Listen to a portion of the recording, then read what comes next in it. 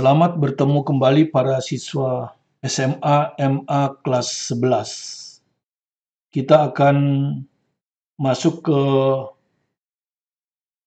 bab baru, yaitu tentang larutan penyangga. Apakah larutan penyangga itu, bagaimana membuatnya, dan bagaimana menentukan pH-nya. Part 1. Referensinya biasa, Maestro Kimia Martin Mass Media. Ya, larutan penyangga atau buffer solution. Jadi di buku saya ini ada di bab 6 ya. Jadi ini larutan penyangga ya. Di buku saya ini bab 6. Ya, ini ada ilustrasinya. Ya. Kemudian di dalam ada ininya. Jadi larutan penyangga atau buffer solution adalah suatu sistem larutan yang dapat mempertahankan pH-nya.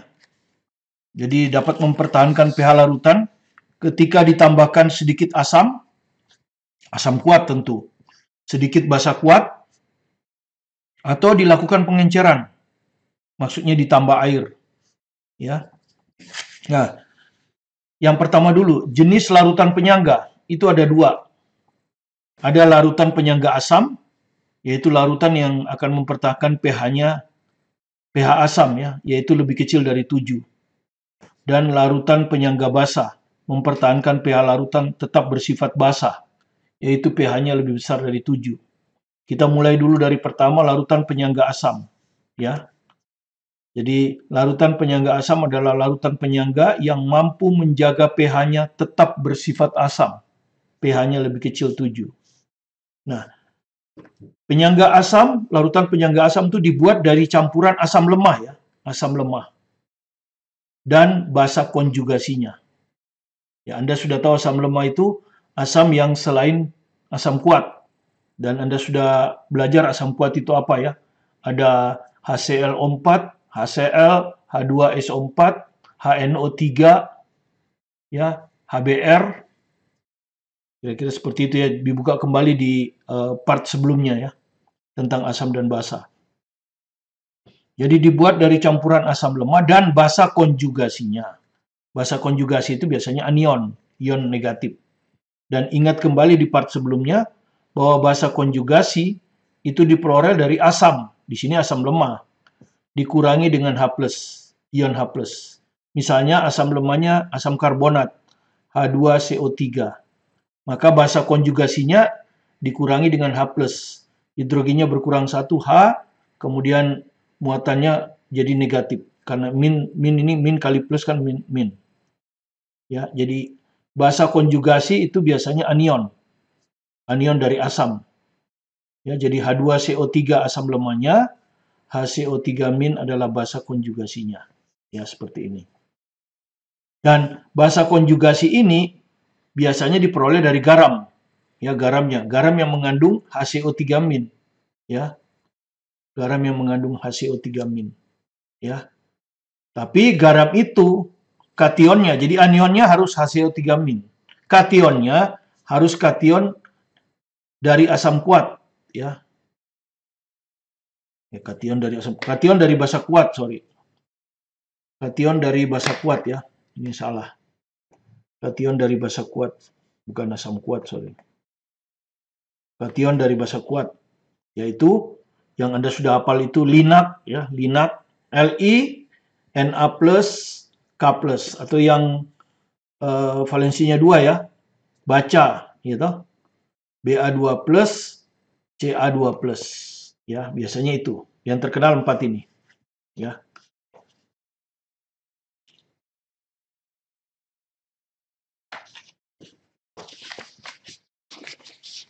Oke. Nah, contoh-contoh larutan penyangga asam. Ini hanya salah satu contoh ya, 2 dikasih contoh ya. Jadi seperti tadi, campuran dari asam asetat atau asam cuka. Ya. Atau kalau dalam bahasa alkananya asam etanoat.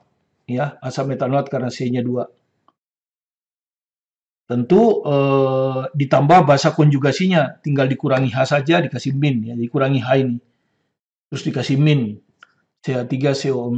Nah, CH3CO- ini biasanya diperoleh dari garam. Misalnya garam yang valensinya 1 logamnya, yaitu Na. Ini harus logam basa kuat ya.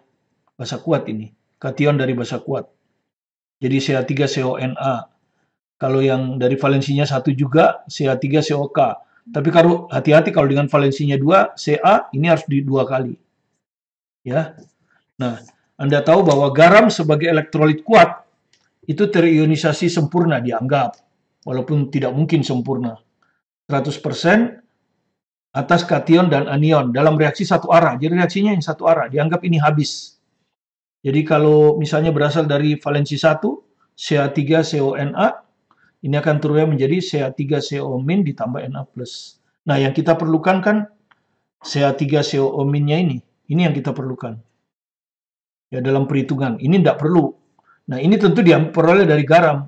Karena satu-satu, maka 1 mol garam sama dengan 1 mol basa konjugasi. Tapi nggak selalu. Kalau dia berasal dari basa yang valensinya 2, Ca, ini 2. Sehingga dia akan menghasilkan Ca3CO- 2. Jadi 1 mol garam, hati-hati kalau yang valensinya 2 ya. 1 mol ini akan menghasilkan 2 mol ini. Jadi nggak selalu sama ya. Sama itu kalau dia berasal dari garam yang valensi basa kuatnya 1. Ya, 1-1. Tapi kalau ini Anda harus hati-hati 2 mol. Oke, yang kedua misalnya campuran asam karbonat dengan basa konjugasinya. Ya, basa konjugasinya tinggal dikurangi 1H, jadi HCO3, kasih min. Karena basa konjugasi itu anion ya, ini basa konjugasinya kan. Nah, gitu, ini juga basa konjugasi. Nah, HCO3 ini bisa diperoleh dari yang valensinya 1, KHCO3. Tapi kalau yang valensinya 2, Ba, maka dia akan BaHCO32. Seperti tadi. Ya. Kalau yang dari valensinya 1, ini 1 mol, ini juga 1 mol. Kan gitu. Tapi kalau yang dari Ba, maka dia di sini akan 2 kali. Sehingga kalau ini 1 mol, ini bukan ini, yang 1 mol ya. Maka ini 2 mol. Ya, hati-hati kalau ini. Nah, kalau ada campuran dari asam kuat ditambah garamnya, itu bukan buffer. Karena buffer asamnya harus lemah. Ya. Oke. Sekarang bagaimana dengan larutan penyangga basa? Kan gitu. Larutan penyangga basa adalah larutan penyangga yang mampu menjaga pH-nya tetap bersifat basa, yaitu pH-nya lebih besar 7. Dibuat dari campuran basa lemah. Kalau yang tadi asam lemah, ini basa lemah. Plus asam konjugasinya. Asam konjugasi itu kation. Kalau basa konjugasi anion. Nah, bagaimana cara memperolehnya? Anda sudah tahu dari part sebelumnya. Asam basa. Asam konjugasi itu akan sama dengan basa lemah ditambah H+, ditambah ya. Jadi misalnya basa lemahnya NH3, maka asam konjugasinya NH3 tambah H+, hanya bertambah 1 jadi 4, muatannya plus. Inilah basa konjugasi dari NH3. Nah, seperti tadi, asam konjugasi biasa diperoleh dari garam. Cuma anion, ini kan kation, anion dari garam haruslah anion dari asam kuat. Ya, kalau tadi dari basa kuat, ini asam kuat. Ya, Anda sudah tahu ada 7 itu ya. Ini diantaranya Cl-, SO4 2-, NO3-, ClO4-. Ya. Nah, contoh penyangga basa yang sering dijumpai adalah campuran amonia NH3 sebagai basa lemah dan NH4+ sebagai asam konjugasi. Nah, asam konjugasi seperti tadi diperoleh dari reaksi ionisasi sempurna dari garamnya, ya. Dari garamnya. Misalnya kalau yang dari valensi 1, NH4Cl, ini akan turunnya menjadi NH4+ ditambah Cl-. Karena dari valensi 1, maka 1 mol garam sama dengan 1 mol asam konjugasi. Tapi hati-hati kalau dia berasal dari garam yang anionnya valensi 2, asam bervalensi 2, SO4 misalnya. Ini N42SO4 akan turunnya menjadi 2 NH4+ ditambah SO4 2-. Jadi 1 mol garam menghasilkan 2 mol asam konjugasi. Ya. Saya harap Anda mengerti itu. Nah, kalau sudah kita lihat ini. Contoh yang pertama ini. Diambil dari Maestro Kimia 12. Ya. Martin Mass Media ini ya. Jadi semua ada dari sini. Jadi saya Saya sebetulnya hanya mengajarkan buku ini. Nah, ini contohnya, ya, contoh 61 ini. Menentukan campuran yang merupakan larutan penyangga. Jawabannya sudah ada. Ya, saya hanya menjelaskan ulang saja, ya. Menjelaskan ulang. Jadi sudah ada jawabannya. Saya hanya menjelaskan ulang. Oke. Berikut ini adalah campuran 0,5 M larutan berair. Larutan berair itu maksudnya larutan yang pelarutnya air yang akan bertindak sebagai larutan penyangga yang mana? A, B, C, D. Ya. Kita selidiki satu-satu ya. Anggaplah ini bukan soal multiple choice ya. Gitu. Yang mana? Yang pertama, HCl dan NaCl. Ya. Tadi sudah kita bilang, ya, larutan penyangga itu ada dua. Yang pertama adalah campuran asam lemah plus basa konjugasinya, ya, dan ada syaratnya. Atau campuran basa lemah plus asam konjugasinya. Nah, ini kan asam, jadi harus asam lemah dan garam. Garamnya nanti kita selidiki. Nah, ini asam kuat, udah pasti bukan kan? Udah pasti bukan ini, ya. Ini pasti bukan sudah. Ya, karena asam kuat dan garam. Ini juga sama, HCl asam kuat, ini garam. Udah nggak perlu diselidiki. Yang pertama harus asam lemah dulu. Nah, ini misalnya, ini apa? NH3. NH3 ini basa lemah kan? Iya, basa lemah NH3 ini. Maka dia harus dicampur dengan apa tadi namanya? Konjugasi, asam konjugasinya. Asam konjugasinya. Jadi kalau kita lihat asam konjugasi dari NH3, ya berarti harus ditambahkan dengan asam konjugasinya kan? Ya, ditambah asam konjugasinya kan?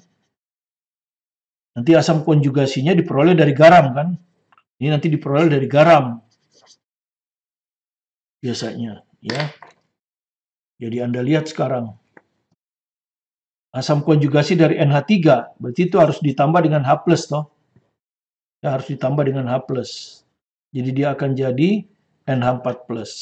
Nah, baru NH+ ini digabung dengan anion kan? Di sini anionnya harus asam kuat. Anionnya harus asam kuat kan? Nah, di sini anionnya adalah NO3-. Cocok asam kuat ya, berasal dari HNO3. Nah, ini kalau dicampur akan jadi garam kan? Jadi NH4NO3. Ya, jadi benar ya, nomor C ini benar. Yang D, ini reaksi antara basa dan asam, akan menghasilkan garam juga ya. Ya toh, NaOH ditambah HCl. Anda sudah tahu ini basa kan? Basa kuat ini. Ini asam kuat. Nah, dari sini aja udah jelas salah. Kenapa? Tidak ada yang lemah. Ya, tidak ada yang lemah. Jadi kalau dia nanti menghasilkan garam, ini kan akan menghasilkan garam ya. Na gabung dengan Cl. Anda sudah tahu ini dari sebelumnya. H dengan ini H2O. Ya, jadi pada asam dan basa sudah kita jelaskan ini. Nah, ini kalau Anda lihat ini kan garamnya dari basa kuat, asam kuat. Ya, jadi tidak ada yang lemah. Karena itu ini pasti bukan larutan buffer. Karena larutan buffer salah satu harus lemah. Ya toh? Jadi ini salah. Jadi jawabannya D. Nah, kemudian Anda juga harus mengerti cara kerja dari larutan asam penyangga. Jadi tidak hanya menghafal ya, menghafal itu akhirnya hanya kulitnya sehingga Anda tidak benar-benar mendalami ilmu kimia. Ya. Paling tidak mencintainya jadi mengetahuinya kan. Cara kerja larutan penyangga. Ya kan? Ketika saya sekolah dulu saya nggak tahu, taunya menghafal aja seperti tadi, ya, larutan penyangga itu apa. Tapi bagaimana dia bekerja? Nah, ini penting. Mengapa ketika ditambahkan sedikit asam kuat atau basa kuat? Ya, kita akan mulai dari asam kuat dulu. Pada larutan penyangga asam, pH larutan hanya sedikit berubah. Padahal kalau Anda tambahkan asam kuat ini pada larutan yang bukan penyangga dengan pH yang sama dengan larutan penyangga, pH-nya akan banyak berubah. Tapi kenapa kalau larutan penyangga asam kok tidak? Kan itu pertanyaannya. Nah, kita lihat.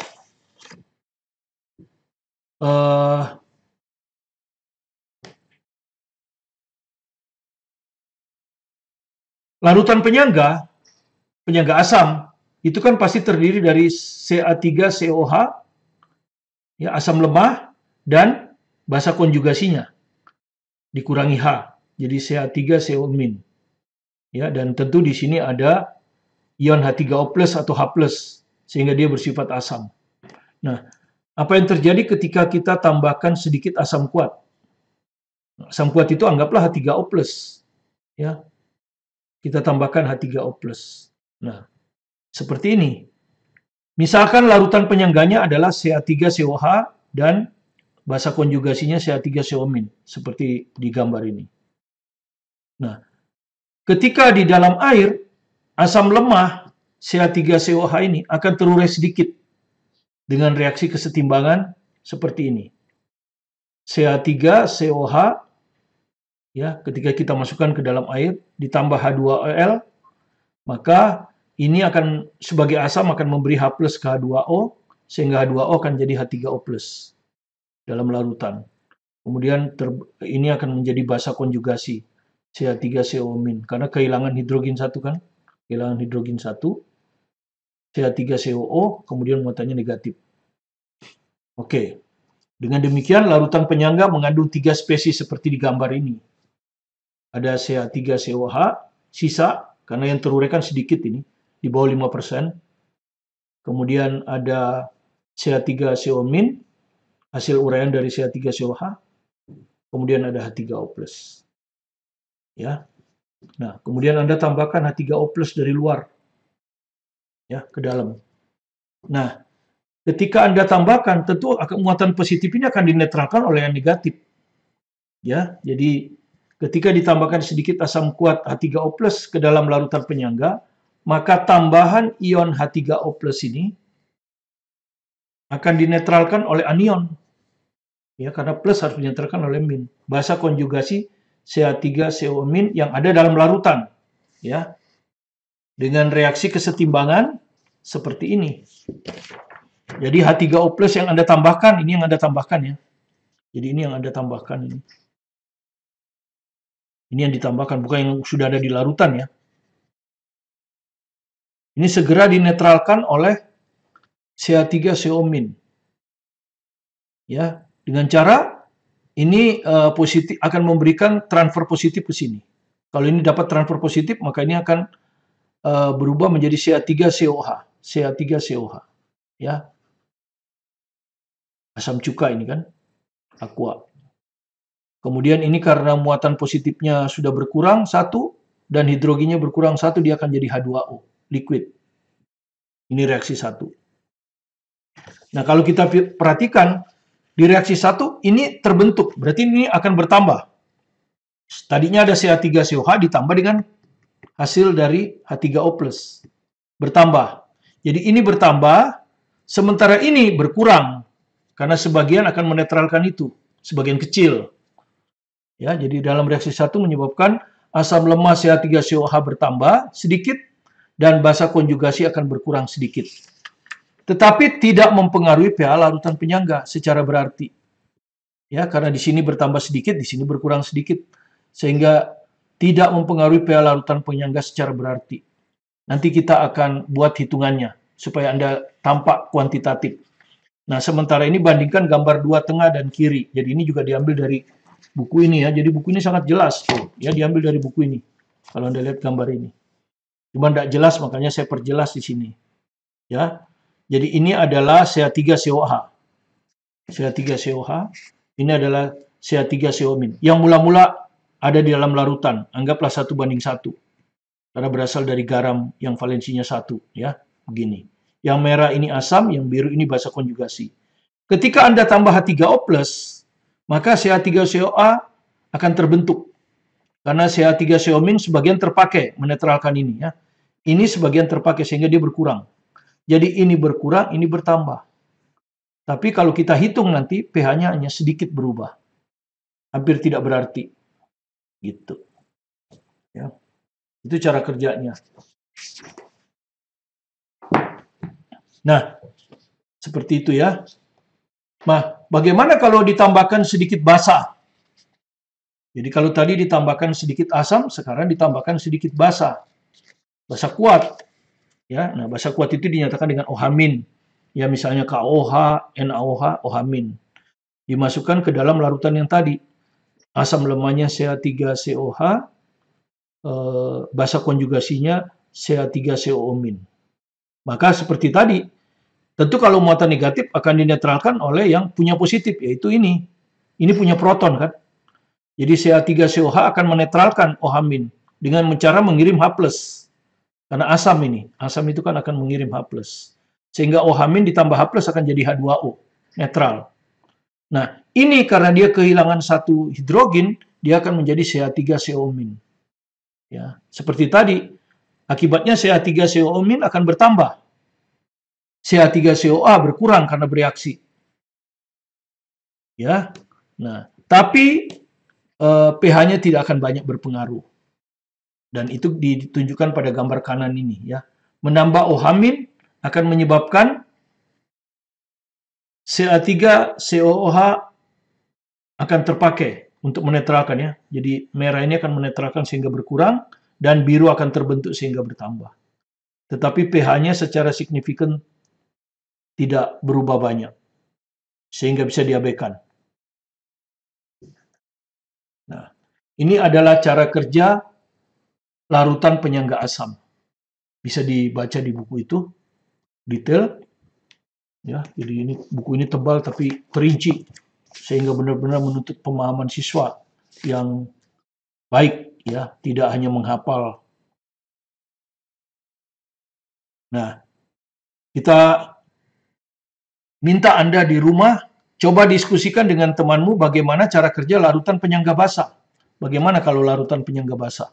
Cara kerjanya seperti apa? Seperti ini tadi, dibuat seperti ini, reaksinya seperti apa? Mana yang berkurang, mana yang bertambah. Kemudian buat diagramnya seperti ini, diagram batang. Sehingga jelas ya. Itu tugas Anda di rumah. Nah, sekarang kita turunkan bagaimana sih rumus menghitung pH larutan penyangga. Jadi bukan menghafal aja ya, tapi harus ada tahu bagaimana cara penurunannya. Sehingga betul-betul belajar secara bermakna ya. Jadi perhitungan pH larutan penyangga. Pertama, larutan penyangga asam. Nah, larutan penyangga asam adalah campuran asam lemah, kita notasikan dengan Ha, dan basa konjugasinya, ya, hanya dikurangi amin, gitu kan ya. Nah, seperti tadi, di dalam air, asam lemah Ha ini akan terurai sedikit, ya, dengan reaksi kesetimbangan seperti tadi. Ha kalau dilarutkan dalam air, dia akan mengirim H+ ke H2O, sehingga H2O menjadi H3O+, karena itu bersifat asam. Dan ini kehilangan satu hidrogen dan muatan negatif. Anion, basa konjugasi. Nah, karena Ha adalah asam lemah, maka yang kita kenal adalah tetapan ionisasi. Kan begitu, yang kita kenal adalah tetapan ionisasi asam. Ka, ya. Nah, Ka ini dirumuskan oleh, kita belajar di kesetimbangan. Video pembelajarannya sudah ada di sini juga ya, buatan saya. Silakan dipelajari. Konsentrasi kanan dibagi konsentrasi kiri, tapi yang hanya zat yang serba sama ya. Jadi di sini aqua larutan. Jadi konsentrasi H3O+ kali konsentrasi amin dibagi konsentrasi Ha. Ini enggak, ini bukan aqua. Ya, jadi harus fasenya sama. Oke? Nah, karena yang ingin kita hitung konsentrasi pH itu ada di sini kan. Jadi ini kita taruh di ruas kiri. Konsentrasi H3O+ sama dengan, ya, kalau ini di atas, ini akan di bawah. Makanya ini Anda lihat ini di bawah ya. Ini dikalikan silang. Ka kali konsentrasi Ha. Nah, seperti ini ya. Atau yang paling populer kalau kita ngitung pH kan konsentrasi H+. Jadi ini H2O-nya kita buang. Jadi konsentrasi H+ sama dengan tetapan ionisasi asam Ka kali konsentrasi asam lemah dibagi konsentrasi basa konjugasi. Ya, jadi mudah menemukan rumusnya, tidak perlu hafal. Ya. Nah, kemudian rumus yang kedua, karena baik asam dan basa konjugasi ini bercampur dalam larutan, maka volume keduanya sama dengan volume larutan penyangga. Sedangkan Anda sudah tahu bahwa konsentrasi itu adalah mol dibagi volume. Sehingga kalau volumenya sama, ya berarti kita kalikan sama juga. Konsentrasi kali volume bisa dicoret. Sehingga kita bisa ganti konsentrasi dengan mol. Ya, konsentrasi bisa kita ganti dengan mol. Sehingga bisa juga kita tulis konsentrasi Ha asam lemah dibagi konsentrasi basa konjugasi sama dengan mol asam lemah per mol basa konjugasi. Jadi kita bisa tulis konsentrasi H+ itu bisa kalau dalam konsentrasi Ka kali konsentrasi asam dibagi konsentrasi basa. Atau kalau yang diketahui molnya bisa kita hitung Ka kali mol asam per mol basa. Kenapa kita perlu menyatakan mol? Karena nanti kalau diperoleh dari reaksi biasanya mol. Ya, sementara yang diketahui biasanya konsentrasi. Gitu. Nah, Ha adalah asam lemah. Ya, dan amin adalah basa. Sehingga persamaan untuk menentukan konsentrasi H+ dari larutan penyangga asam ya. Supaya mudah dihafal, biasanya cukup dinyatakan Ha ini dengan asam. Padahal ini maksudnya asam lemah. Amin ini dengan basa. Maksudnya basa di sini basa konjugasi dari asam lemah. Jadi konsentrasi H+ untuk ngitung pH nanti adalah sama dengan Ka kali konsentrasi asam per konsentrasi basa. Jadi perhatikan, untuk penyangga asam, asamnya di atas, basanya di bawah. Nanti kalau penyangga basa, basanya di atas, asamnya di bawah, ya. Atau Ka kali mol asam per mol basa. Ini kita sebut persamaan 2. Nah, persamaan 2 inilah yang akan sering kita gunakan. Ya, karena saya lebih senang tanpa log. Logaritma itu kan pelajaran matematik. Bisa kita kerjakan setelah itu, gitu, daripada menghafal log. Nah, kemudian ada orang, ya nanti kita lihat namanya itu Henderson dan Hasselbalch, ya, dua orang yang berjasa pada rumus ini, yang dia nyatakan itu dalam logaritma. Jadi konsentrasi H+ ini ditarik min log. Kenapa min log? Karena pH. Dia mau langsung rumus pH. Min log konsentrasi H+ sama dengan min log Ka kali konsentrasi asam per basa. Kemudian min log Ka ini dipisahkan dari min log konsentrasi asam dan basa. Kenapa? Karena min log konsentrasi H+ ini pH, min log Ka ini pKa. Sehingga rumusnya jadi begini. Gitu? Nah, jadi begini. Min log H+ itu pH, min log Ka itu pKa. Sehingga rumus yang nanti kita kenal sebagai persamaan Henderson-Hasselbalch, tapi saya tidak akan banyak menggunakan rumus ini. Ya, saya tidak suka dengan ada logaritma gini. Nanti ini matematik ya. Jadi rumusnya jadi pH sama dengan pKa kurang log konsentrasi asam plus basa. Jadi kalau Anda pakai pH ini pKa. Ini tetap, tapi harus pakai log. Ya. Nah, itu ya. Jadi ini yang disebut dengan persamaan Henderson-Hasselbalch. Jadi kita bisa menghitung pH larutan penyangga asam dengan rumus nomor 2 yang akan sering saya gunakan. Tinggal nanti terakhir ditarik min log atau pakai rumus ini. Ya. Saya lebih senang pakai rumus ini supaya seragam dengan yang lain. Oke. Kemudian bagaimana kalau larutan penyangga basa? Hampir sama, ya. Cuman kalau penyangga basa kan B. Ketika dilarutkan dalam H2OL, ini akan menghasilkan OH-. Seperti tadi kan H2O memberi H+. Memberi H+ ke sini kan. Sehingga dia akan jadi OH- kan itu bersifat basa. Dan ini asam konjugasi akan menerima H+, jadi BH+. Ya. Kemudian karena ini adalah basa lemak, maka yang dikenal adalah Kb. Konsentrasi kanan dibagi konsentrasi kiri. Ya. Kemudian OH-nya dipisahkan ke sini. Ya. Kb kali konsentrasi basa per konsentrasi asam. Atau karena volumenya sama, Kb kali mol basa per mol asam. Jadi perhatikan kalau larutan penyangga basa, mol basa per mol asam, asam konjugasi. Jadi rumus yang biasa kita gunakan untuk menentukan pH larutan penyangga basa adalah ini. Rumus nomor 3. Konsentrasi OH- sama dengan Kb kali basa duluan baru asam. Atau mol basa baru mol asam. Ya. Sedangkan persamaan Henderson-Hasselbalch ditarik min lognya, dapatlah rumus ini. Ya. Enggak Anda ngerti. Jadi Anda ngerti bagaimana cara menemukan rumus. Ya, bukan hanya menghafal, itu jauh lebih bermakna. Oke, sekarang kita buat soalnya, contoh soalnya ya, sebagai pertemuan kita yang terakhir ya. Nanti sisanya kita lanjutkan di part 2. Oke, kita buat soal yang kedua, ini juga diambil dari Kimia Maestro Martin Mass Media. Jadi Maestro kimia itu selalu konsep satu, langsung contoh soal. Ya, supaya apa? Supaya Anda paham betul-betul. Baru kita beralih ke konsep berikutnya, contoh soal lagi. Begitu ya, karena itu cukup tebal. Tapi ingat sekali lagi, buku tebal itu bukan mengada-ngada. Tapi supaya terinci dan bisa dipelajari mandiri. Ya, kalau buku ringkas itu Anda akan sangat tergantung sama yang mengajar Anda. Sulit untuk belajar sendiri karena biasanya soal-soalnya sudah digabung, ya. Jadi berapa konsep digabung kasih satu contoh sehingga sulit untuk belajar mandiri. Anda perlu buku pendamping lagi. Jadi akhirnya jatuhnya lebih mahal. Kalau Anda ingin memahami ya, lain lagi kalau cuma Anda hanya ingin supaya punya buku aja gitu.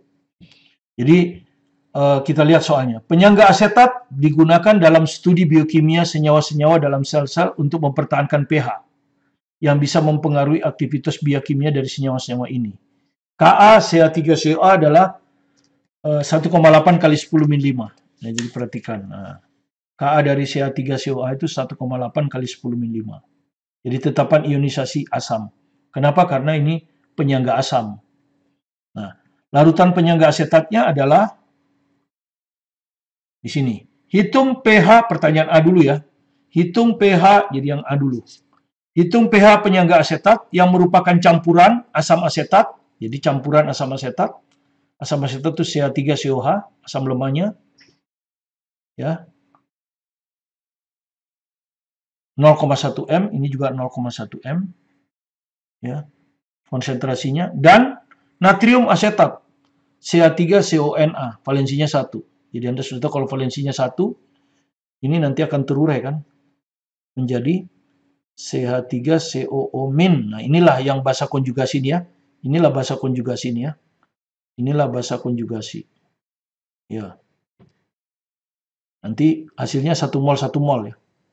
Jadi kalau ini 1 mol, ini 1 mol ya. Karena 1:1 ya ini. Ya. Nah, kebetulan yang pertanyaan A ini kita hanya molar saja. Karena masih original, belum dicampur. Jadi kalau CH3COA ini 0,1 M, maka CO3CO ini juga 0,1 M. Ya, gitu ya. Nah, dari sini kita tahu konsentrasi asam langsung kan. Konsentrasi asam, yang ini kan, ini asam ini, asam lemahnya. Ya kan kita hanya perlu konsentrasi asam dan konsentrasi basa. Konsentrasi asamnya adalah konsentrasi CH3COH 0,1 M ya, sudah. Konsentrasi basa, nah ini tadi diperoleh dari garam 1:1 tadi sudah ya 0,1 M juga. Sehingga kita bisa ngitung pakai rumus tadi. Konsentrasi H plus Ka kali konsentrasi asam per konsentrasi basa. Jadi kalau kita masukkan ke sini, Ka-nya itu 1,8 kali 10 min 5. Ya. Kemudian konsentrasi asamnya 0,1 dibagi konsentrasi basanya 0,1. Bisa dicoret. Jadi dapatlah ini. Ya, baru kita hitung pH. pH adalah min log konsentrasi H plus. Ini matematik, terakhir aja matematik, kan? Jadi tinggal min log ini 1,8 kali 10 min 5. Ya, ini hasilnya adalah 5 dikurangi log 1,8. Ya, kalau matematik cukup lah ini ya. Ya, nanti kalau Anda mau hitung ini, bisa juga kalau diketahui log 2, log 3, atau pakai kalkulator. Ya.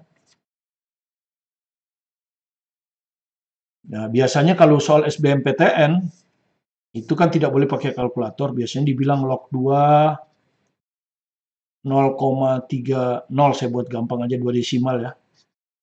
Log 3 itu 0,48. Biasanya begitu kalau ini SBMPTN ya. Atau pokoknya testing masuk perguruan tinggi tanpa logaritma. Sehingga Anda nanti ngitung log 1,8 kan. Log 1,8 itu kan log 18 bagi log 10. Log 18 kurang log 10 kan gitu. Log 18 itu adalah log 2 kali 9. 9 itu 3 pangkat 2. Log 10 itu 1. Nah, ini nanti akan jadi log 2 ya Ini akan jadi 2 log 3 dikurang 1 begini kan. Terus Anda masukkan nanti log 2 ini 0,3 begini. Ditambah log 3 kan 0,48. Kalau dikalikan 2 berarti 0,96 ya. 96 dikurangi 1 begini kan. Jadi ini akan nanti jadi 0,26 begini ya. Jadi terus Anda masukkan sini 5 min 0,26. Jadi hasilnya adalah 4,74. Nah, ini biasanya kalau soal SBMPTN begini. Oke. Ya. Kalau soal SBMPTN biasanya log 2 diketahui, log 3 diketahui. Jadi Anda hitung log 1,8 ini dengan menggunakan log 2 dan log 3 dengan sifat-sifat logaritma. Dapat 0,26. Baru masukkan. Tapi kalau Anda pakai kalkulator tinggal pencet saja. Oke, kalau saya cukup inilah jawabnya. Kalau pilihan ganda baru kita kerjakan seperti ini. Oke, selesai. Nomor 13. Oke. Sekarang kita ke pertanyaan B. Ya, pertanyaan B. Nah, ini. Hitung pH setelah, ini kita tambahkan OH-. Ya, 1,0 ml NaOH. Berarti kita tambahkan OH-. Ya. Nah, ini sekarang kita hitungnya harus mol. Karena ini sudah reaksi, ya. Oke. Jadi 1,0 ml NaOH ditambahkan ke dalam 100 ml larutan penyangga. Larutan penyangganya kan dianggap 100 ml diketahuinya. Ya, larutan penyangga itu tadi terdiri dari asam asetat 0,1 m dan basa konjugasi 0,1 m. Nah, jadi awal dulu, awalnya itu terdapat apa? CH3CO-. Berapa mol? 100 ml kali 0,1 m. Anda akan dapat 10 ya. 10 milimol. Kan gitu. CH3CO-, basa konjugasinya 100 ml kali 0,1 m. 10 milimol juga. Ya awalnya. Kemudian NaOH yang ditambahkan 1 ml 0,1 m. Jadi 0,1 milimol. Kan gitu. Gini ya. Oke.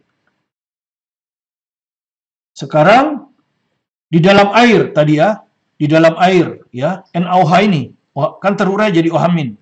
Ya, OH- ini yang kita inginkan kan? Karena dia akan merubah komposisi basa. NaOH-nya berapa mol? Ini 0,1. Ini tadi sudah kita hitung ya. 0,1 milimol. Berarti di sini 1:1 ya. Berarti ini 0,1 milimol. Nah, ini yang kita perlukan. Nah, artinya apa? OH- di dalam larutan ini akan dinetralkan oleh proton, seperti reaksi tadi kan. OH- ini akan dinetralkan oleh proton dari asam lemah. Reaksinya tadi kan, OH- ini akan dinetralkan oleh asam asetat yang punya proton. Kan gini. Nah, ini akan mengirim proton ke sana. Untuk dinetralkan jadi H2O gitu kan ya. Nah, sehingga ini netral jadi H2O. Ya, karena dia ngirim proton, maka ini akan berkurang hidrogennya 1 dan muatannya jadi negatif. CH3COO- begini. Inilah keadaan akhir. Ya. Nanti bisa kita dapat dari sini. Jadi keadaan awal kita isi dulu. Awalnya bagaimana? Ya. Sebelum ditambahkan ya. Sebelum ditambahkan kan larutan penyangga. Ini. Sebelum ditambahkan ini, ya. OH-nya ini ya. 0,1 milimol. Ya. OH-nya 0,1 milimol.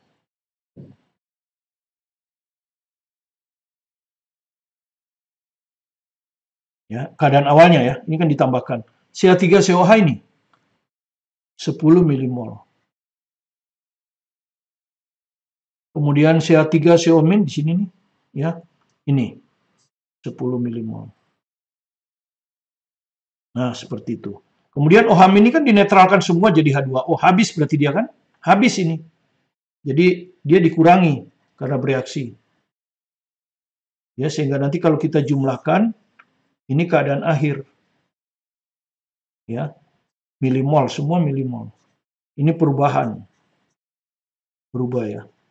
Perubahan milimol. Ini kan reaksi seimbang. Nah, ini akan habis 0. Jadi yang ditambahkan itu akan habis. Karena dinetralkan ya, habis dia. Akibatnya ini akan berkurang toh. Itu yang kita sebut tadi, CH3COH akan berkurang. Ya kalau ini 0,1 ya 1:1. Kalau ini min 0,1 ini juga min 0,1. Sehingga kalau kita jumlahkan jadi 9,9. Nah, di sini bertambah karena dia hasil reaksi. 1:1 juga, jadi dia akan bertambah 0,1. Sehingga hasilnya 10,1 ya, milimol. Oke. Ini adalah CH3COH. Ini adalah asam. Ini adalah basa. Nah, sekarang kita hitung dengan rumus pH itu ya. Konsentrasi H+. Kita hitung. Konsentrasi H+ adalah Ka penyangga asam ya, kali mol asam per mol basa. Jadi kita pakai mol sekarang.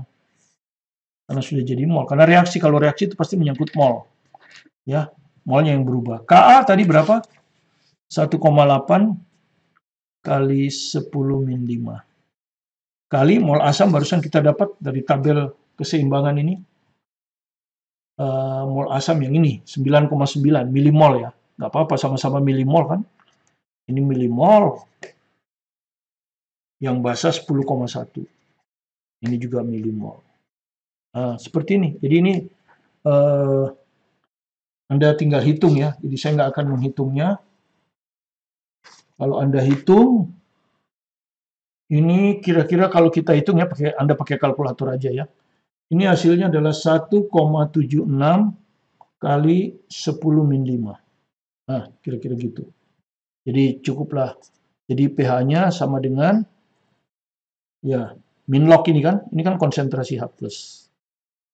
Jadi min log 1,76 kali 10⁻⁵ ya. Ya cukuplah hasilnya ini ya. 5 dikurangi log 1,76. Dan ini tidak bisa pakai log 2 dan log 3. Jadi harus pakai kalkulator. Ini tanpa kalkulator jawabnya seperti ini aja. Ya. Saya rasa seperti ini aja, kalau tidak ada kalkulator jawabnya seperti ini. Kalau ada kalkulator, Anda akan jawab 4,75. Tinggal pencet ya kalkulatornya. Kalau tadi kita bisa hitung pakai log 2, log 3. Kalau ini nggak bisa.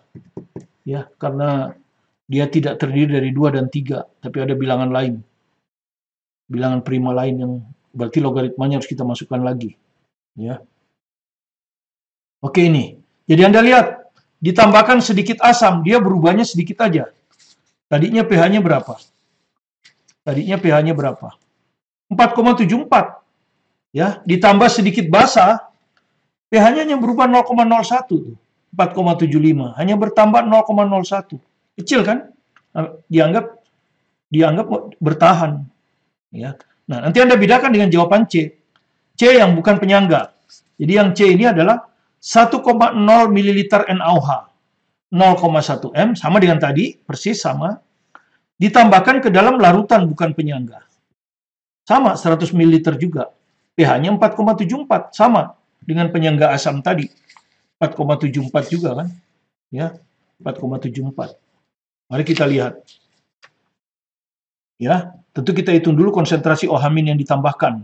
1,0 ml kali 0,1 M. Tadi jawabannya 0,1 milimol ya kan? OH-nya. Sementara konsentrasi H+ adalah konsentrasi H+ dari ini ya. 4,74 tadi ini. 4,74 ini tadi konsentrasi H+-nya ini. 1,8 kali 10⁻⁵ ini.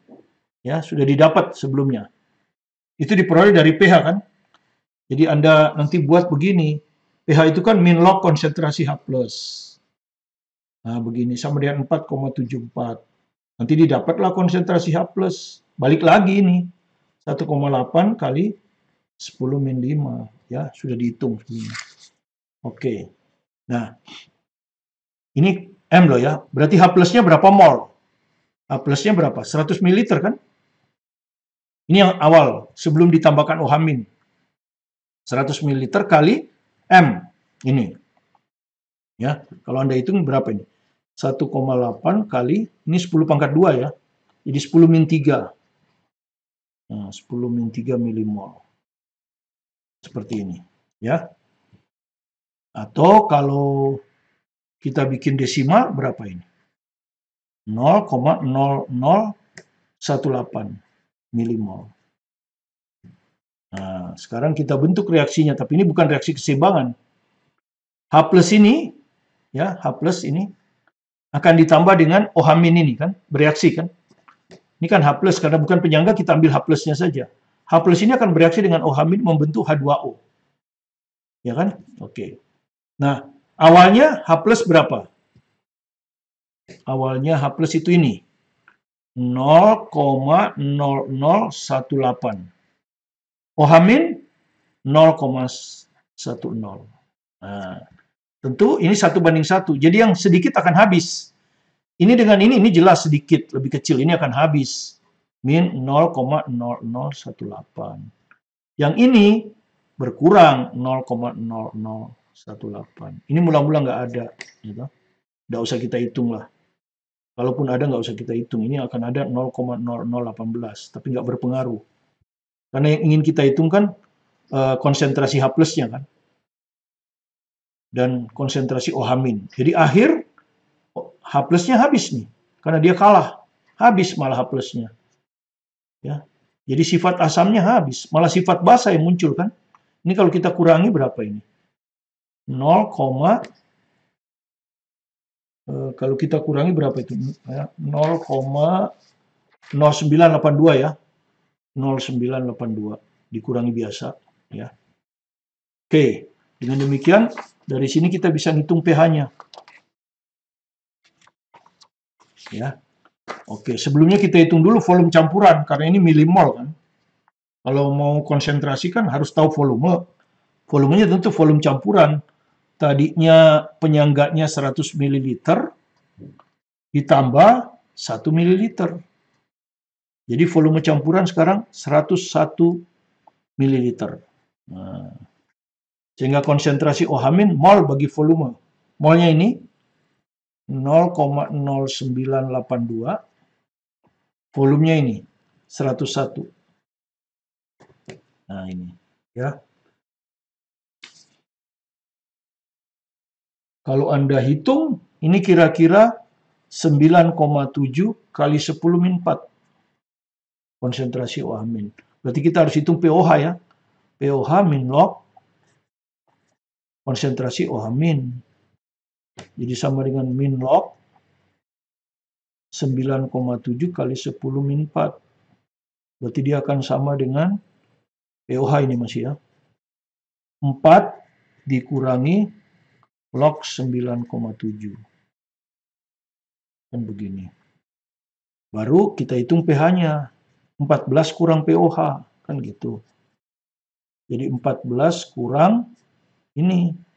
4 min log 9,7. Hasilnya adalah 10 ditambah log 9,7. Ya. Maka hasilnya tanpa kalkulator ya seperti ini. Ya. Tanpa kalkulator ini. Nah, karena kita ingin bandingkan, tentu kita hitung pakai kalkulator. Yang jelas lebih besar dari 10 kan. Ini hasilnya adalah 10,99. Ini kalau pakai kalkulator. Tapi tanpa kalkulator pun kita udah tahu pH-nya 10. Sehingga sangat berubah ya. Tadinya dia bersifat asam dengan pH 4,74. Begitu dikasih sedikit basa saja, pH-nya malah jadi bersifat basa. 10,99, hampir 11. Jadi sangat kontras. Ya, itulah kalau larutan bukan penyangga. Jadi larutan bukan penyangga itu akan sangat terpengaruh kalau ditambahkan sedikit asam atau sedikit basa. Ya, di sini ditambahkan sedikit basa aja sifatnya langsung basa. Ya, jadi kesimpulan kita pH larutan penyangga 4,74. Ya, yang penyangga dulu.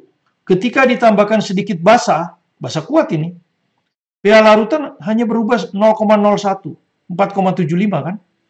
4,75 dikurangi 4,74 hanya berbeda 0,01 satuan. Sangat kecil, bisa diabaikan. Ya. Jadi, tapi kalau pH-nya bukan larutan penyangga, dengan pH sama 4,74, volumenya pun sama. Ini 100 ml, dia juga 100 ml. Ketika ditambahkan sedikit basa kuat yang sama, pH larutannya menjadi 10,99. Berapa perubahannya? 10,99 dikurangi 4,74, 6,25 satuan. Hampir lebih besar dari 100%. Lebih besar dari 100, sangat besar. Ini kalau kita hitung persen, kecil. Ya, hanya 1/47. Jadi sekitar 2% saja. Jadi kalau ini hanya sekitar 2% berubahnya. Ya, ini 100% lebih. Ya, inilah contoh bagaimana Anda melihat fungsi dari larutan penyangga untuk mempertahankan pH dengan contoh kuantitatif, ya kan? Dan tadi sudah kualitatif dengan menggunakan gambar tadi ya, ya. Kualitatif itu menggunakan gambar tadi dan proses yang terjadi ketika Anda tambahkan OH-. Ya, mudah-mudahan Anda memahami larutan penyangga part 1 ini. Dan jika Anda merasa ada manfaatnya, silakan di-subscribe, like, dan komen, serta share ke teman-teman untuk belajar bersama. Sukses bersama Anda belajar mandiri di rumah dengan semangat dan gembira. Saya, Martin Kaniman.